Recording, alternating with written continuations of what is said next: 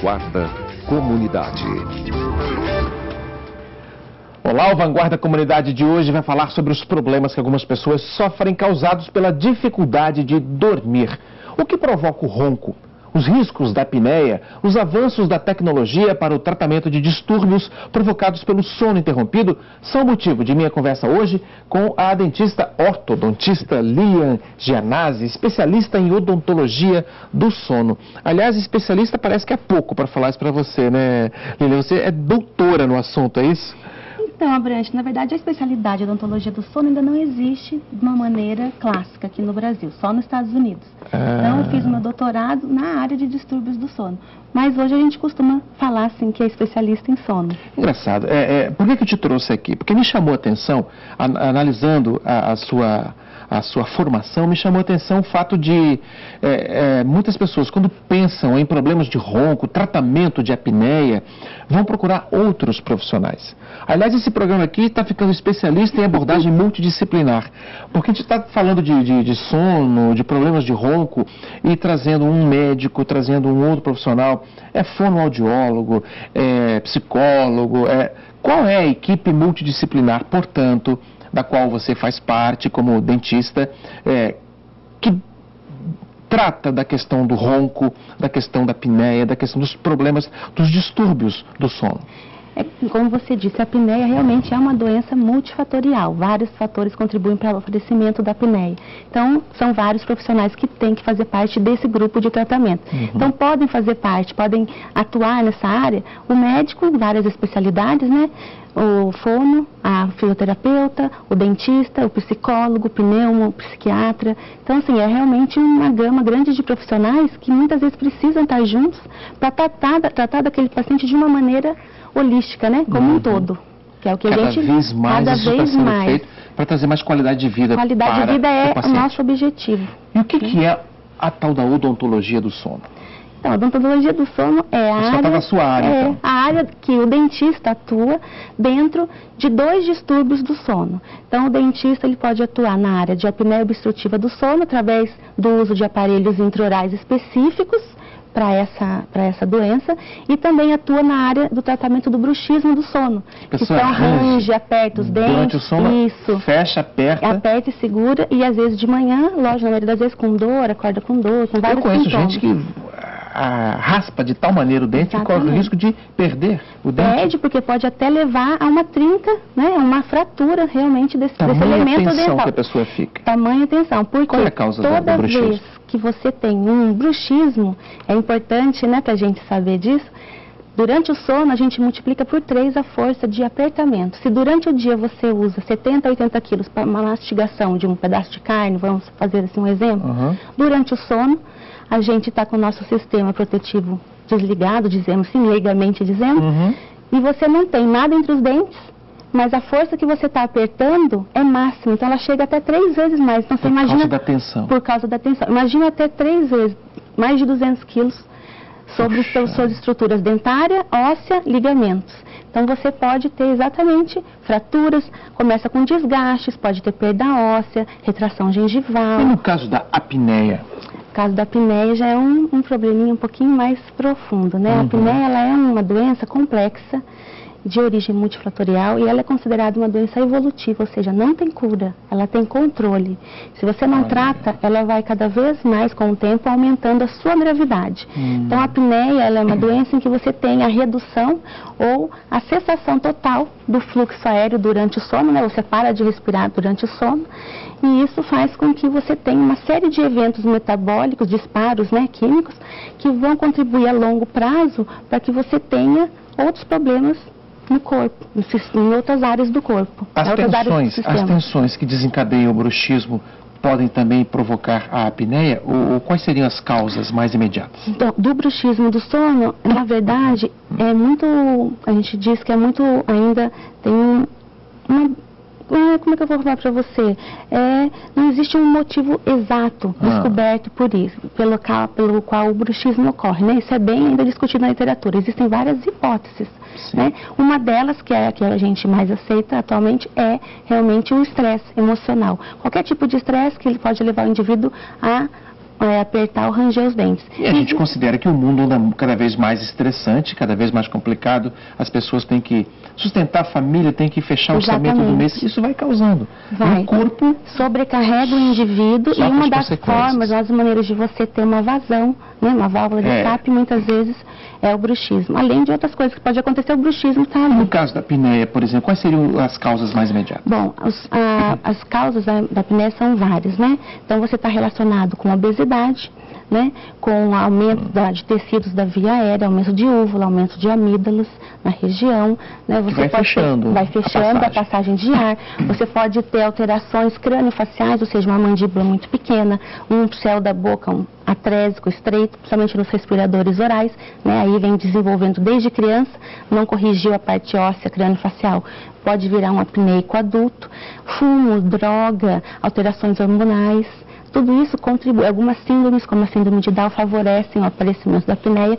Então, a apneia ela é um conjunto, é uma interação de fatores anatômicos, funcionais, genéticos e neurais. E qual a relação entre o ronco e a apneia? O ronco é o precursor da apneia.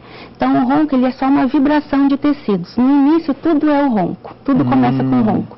Então, você tem um aumento tecidual naquela região, né, da orofaringe, úvula ou amígdala, né, grande, e com o tempo não se trata o ronco. O ronco nada mais é, ele faz com que a gente tenha um efeito de sucção nesses tecidos.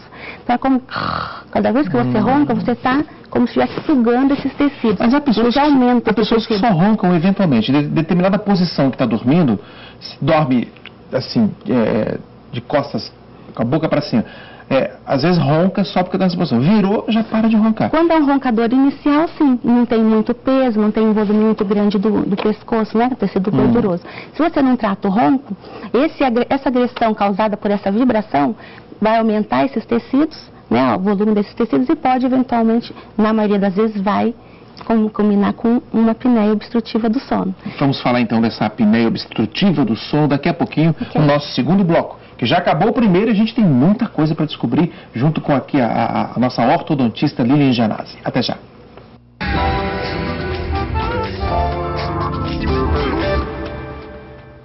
Eu estou de volta com Vanguarda Comunidade, tratando dos distúrbios do sono. Aqui comigo a doutora Lilian Janazzi, ortodontista Lilian Janazzi, que cuida disso. E tem um aparelho interessante aqui na sua mão agora. O que é isso daí, Lilian? Como é que é esse tratamento aqui? Como é que é? Deixa eu ver. O que significa isso? Bom, esse é um dos aparelhos que nós usamos para o tratamento do ronco e da apneia obstrutiva do sono. Estou vendo que tem uma pecinha aqui, ó. Isso. Que é muito especial. Parece que ela, para quem observa em casa, parece que está um pouco para frente a mandíbula, né? A parte de baixo, né? Nessa posição, o aparelho já está titulado, ou seja, já está avançado. Porque é assim que o aparelho intraoral vai agir no tratamento da apneia. Ele joga avança a mandíbula para facilitar a respiração, para facilitar. Quando você joga a mandíbula, né, a parte cada inferior para frente, você traz língua e estruturas da faringe junto. Quanto tempo demora para você, como profissional dessa área, provocar esse efeito no paciente? Jogar para frente, basta colocar que já vai? Ou isso tem uma demora, um certo tempo? Tem que levar um certo tempo, Abrantes, porque não é a posição usual que nós temos no dia a dia. É lógico. Então tem que ser lentamente, leva às vezes de 3, 4 até 5 meses para eu alcançar. Por isso que tem esses parafusinhos, porque eu vou lentamente, consulta a consulta, jogando a mandíbula para frente, até que o paciente não tenha distúrbios de articulação nem muscular, até que eu alcance o avanço necessário para que essa apneia ou ronco seja eliminado. O que é esse exame de polissonografia? Para que serve isso? O exame de polissonografia é o exame essencial para que a gente possa fazer o diagnóstico da doença. Né?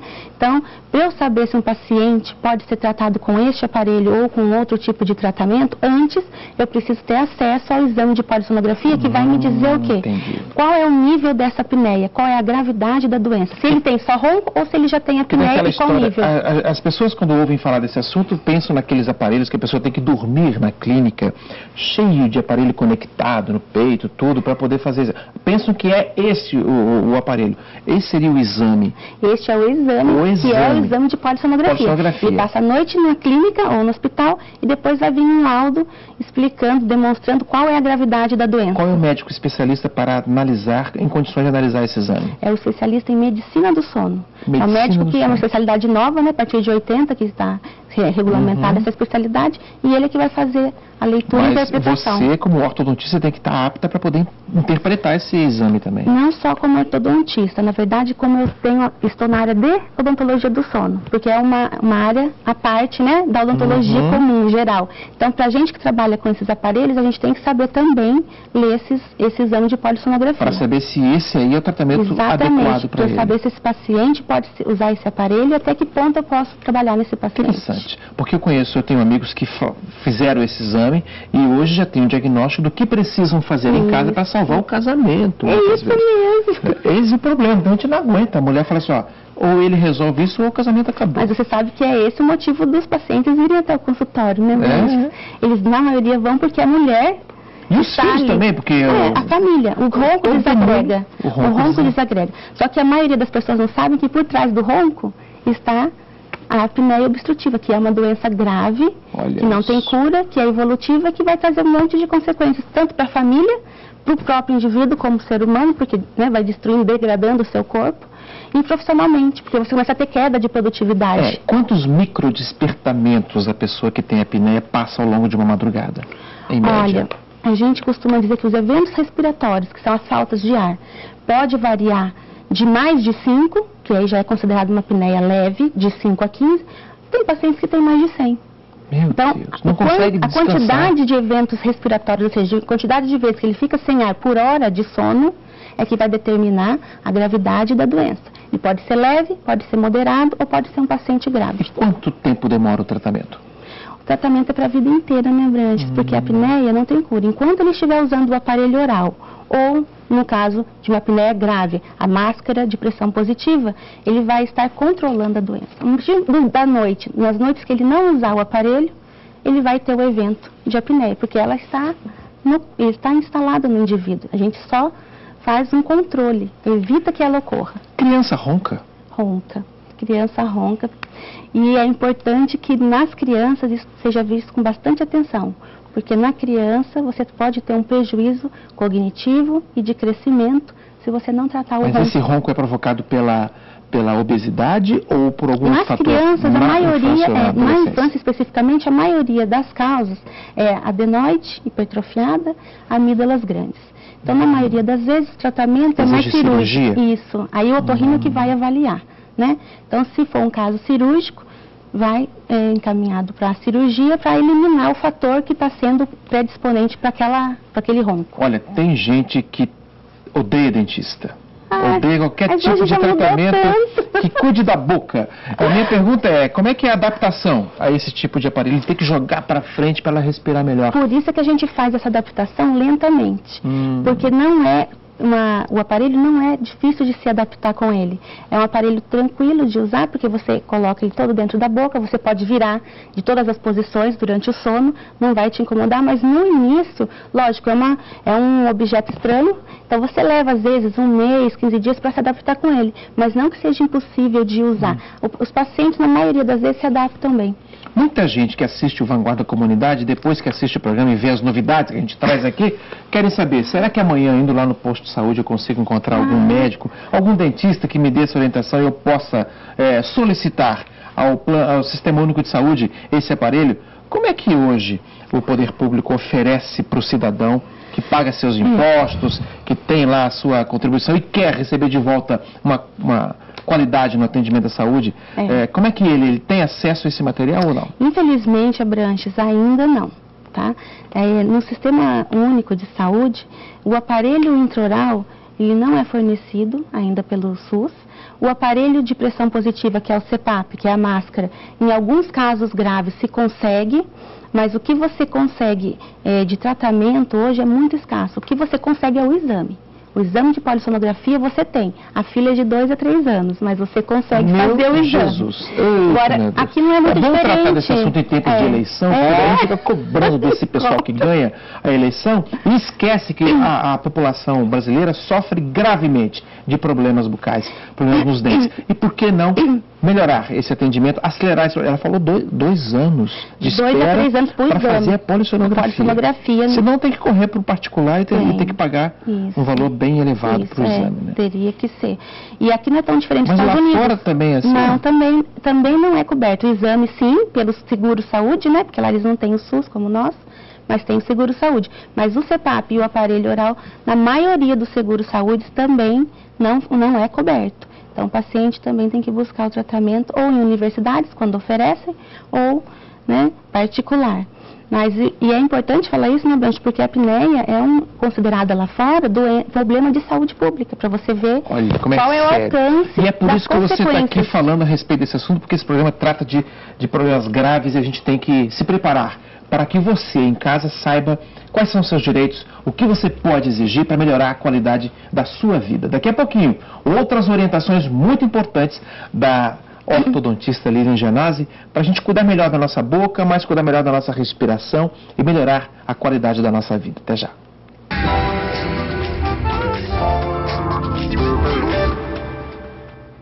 Estamos de volta com Vanguarda Comunidade, tratando de um assunto muito sério. Você sabia que 30% da população brasileira sofre problemas de apneia que nem sempre foram ainda diagnosticados? Você pode ter o problema e não sabe que tem. A doutora Lilian Genasi está aqui explicando a respeito desse assunto.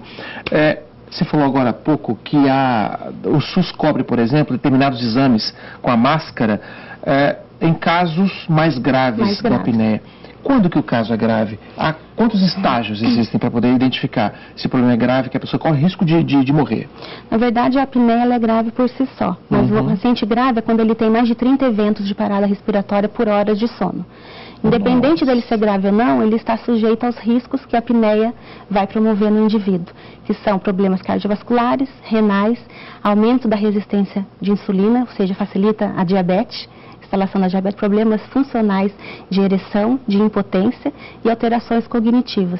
Existe uma série de problemas que a apneia vai acarretar. Se eu estou dirigindo na Dutra, por exemplo, na Fernão Dias, seja onde for, de repente dá um evento desse, a pessoa pode desligar. Você bate o carro. Pode matar alguém que está lá vindo lá com a família por causa da apneia. Teve uma pesquisa um tempo atrás que o DERSA fez e ele mostrou que 50% dos acidentes de trânsito são porque dorme no volante. Então eles veem a diferença porque quando o paciente está alcoolizado, ele ainda freia no último minuto. Quando você dorme no volante, você relaxa e pisa no acelerador e você bate. Então você não tem nada no chão mostrando que você tentou frear. É muito sério. Muitas pessoas têm dúvidas em relação à eficácia ou à relação entre aparelhos como esse que você mostrou pra gente com os problemas de articulação temporomandibular. Uma coisa interfere na outra, o aparelho vai atrapalhar a Inicialmente é o que todo mundo pensa. Nós vemos isso nos trabalhos, né, publicados já há mais de 10 anos, que raramente o aparelho intraoral vai causar um problema ou uma alteração na articulação temporomandibular. São raros os casos. Inclusive, nós publicamos um artigo ano passado em que nós mostramos que depois de 5 anos, os sintomas iniciais de disfunção, como estalo, zumbido, desapareceram depois de 5 anos de uso do paciente usar todas as noites esse aparelho. Quanto tempo dura o tratamento? O tratamento é para a vida inteira. Ele vai Eu já te perguntei isso, mas você falou, de repente a pessoa pode tirar esse aparelho e como se tira um aparelho? Pode. Você tirou o aparelho. Pode acontecer também isso aí? Pode. O paciente pode, muitas vezes... E ele começar com outro tipo de tratamento? Ele pode, que não seja esse. Pode, se ele de repente, o paciente, como eu disse, é uma doença evolutiva, ele pode usar o aparelho oral por 5, 6, 7 anos, mas por algum motivo o seu corpo não está respondendo bem a esse tratamento, ele pode vir a usar a máscara, que é o aparelho de pressão positiva. Que orientação você dá para as pessoas que te procuram no consultório de início, não conseguindo identificar muito bem qual é o tipo de problema? Só sabe que ou o esposo ou a esposa ronca muito, ou o filho ou a filha ronca muito. Orientação inicial. Olha, está tendo esse problema lá em casa. Olha, o ideal eu indico sempre para as pessoas estarem atentas aos sintomas. Então, ronco já é um sintoma importante. A pessoa começa a ficar cansada, ter sonolência diurna excessiva, começa a ficar irritado, teve alteração de humor, começa a perceber que ele está mais lento, que ele não consegue mais desenvolver as tarefas como ele fazia antes. Tudo isso são sintomas de apneia, que podem ser uma apneia. Então, eu recomendo que faça um exame de polissonografia para que a gente possa ter certeza se aquele paciente tem só ronco ou se aquele ronco já virou uma apneia. Então é importante o paciente estar atento a esses sintomas, porque muitas vezes nós temos e não sabemos que podemos ter apneia ou ronco. Uma vez iniciado esse tratamento, o paciente precisa sempre ter contato com o profissional da área ou ele faz autoacompanhamento, ele tem a possibilidade para isso? Ou como é que é a dependência que ele vai ter de um tratamento contínuo? Na verdade, Branches, é um tratamento, como é para a vida inteira, nos primeiros 6 meses a gente tem que estar vendo esse paciente, como eu disse, para ir ajustando esse avanço até chegar no limite ideal. Aí depois disso, o paciente tem que fazer um exame de polissonografia com o aparelho, para eu saber se aquele aparelho deu o resultado que eu esperei, se tratou a apneia. Uma vez esse aparelho tenha eliminado a apneia com a comprovação do exame do sono, eu peço para esse paciente vir pelo menos uma vez ao ano, que é a recomendação da Academia Americana de Odontologia do Sono, para que a gente esteja sempre observando se esse aparelho está bem adaptado, se ele está usando corretamente, porque não adianta ele usar um aparelho que não está fazendo efeito. Então a gente tem que estar acompanhando esse paciente para a vida inteira. Quer dizer, o que nós mostramos aqui, esse aqui é apenas um tipo de aparelho, existem outros tipos de aparelho? Existem. A gente tem hoje mais de 90 tipos de aparelhos no mercado. Mas 90 tipos como esse? Não. 90 tipos assim, de aparelhos que dizem que é para apneia obstrutiva. Mas alguns só são efetivos, que têm comprovação científica, e desses poucos, esse e mais um aparelho é que está disponível no Brasil. Então, assim, 2 aparelhos disponíveis no Brasil para tratar desse problema. Exatamente, com comprovação científica. E olha, né? e ela que falou... é o ideal. Você não pode pôr qualquer coisa no paciente só porque inventaram um aparelho, vou colocar. E a Lilian falou agora há pouco aqui que... são 2, o bruxismo e a apneia. Mas distúrbios do sono, quantos já foram catalogados no seu total? 90 distúrbios. 90 distúrbios do sono. E a gente falando aqui no programa de 2. Só 2, porque são os únicos que o dentista tem acesso para tratamento. O resto é o médico que tem... os outros 88 são tratados pelos especialistas do sono. Isso. Como, por exemplo? Olha, existe a insônia, que é muito prevalente na população. Existem alterações de sonambulismo, que são distúrbios, soniló, que é a pessoa que fala dormindo. Existem inúmeros outros distúrbios de alteração pulmonar, apneia obstrutiva central, que é um outro tipo de apneia gravíssimo também, outro tipo sério de apneia. Existem alterações do sono relacionadas a distúrbios psiquiátricos, como o mal de Parkinson, alterações de Alzheimer também estão relacionadas. Então, existem inúmeros distúrbios do sono catalogados e que várias áreas da medicina, né, vão tratar esses pacientes. Mas para nós está bom já os 2 que você tratou aqui, porque, a odontologia está bom demais. Pelo amor de Deus, para a odontologia, obrigado, Lilian, pela sua companhia, pelas suas explicações, por esses esclarecimentos.